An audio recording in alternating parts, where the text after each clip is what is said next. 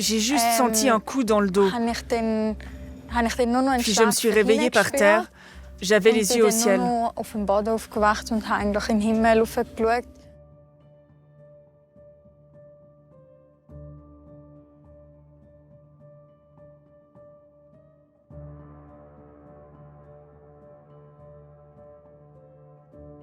Un incel, en fait, si on vient juste au mot, c'est un mot composé des deux mots anglais involuntary celibate.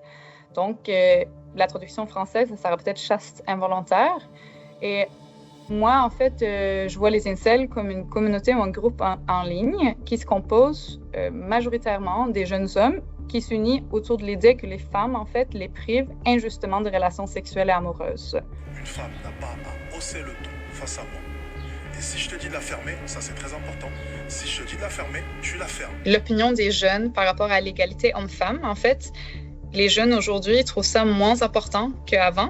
C'est ça qui est inquiétant, en fait, c'est que les pensées qui se trouvent dans les forums incel, ils ne sont plus seulement dans le forum incel, ils sont aussi ailleurs dans la société. Quand j'étais plus petit, je regardais Alexis Jones. Les femmes ont toujours été faibles et ça dérange personne.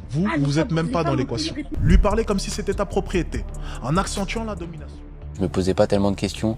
Puis maintenant que j'ai grandi, je me dis que c'est quand même grave ce qu'il dit et que heureusement j'ai arrêté de le suivre. C'est aux abords de ce lycée stéphanois que le jeune homme a été arrêté, avec 2 couteaux dans son sac à dos et un projet en tête, attaquer des femmes.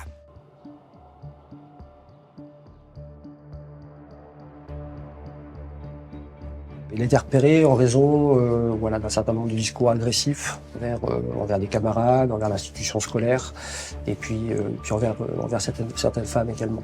C'est un jeune aussi qui avait vécu des expériences de harcèlement scolaire, des états dépressifs aussi, par répétition, et qui a trouvé du coup dans les contenus idéologiques incel un certain nombre de réponses aux questions qui se posaient.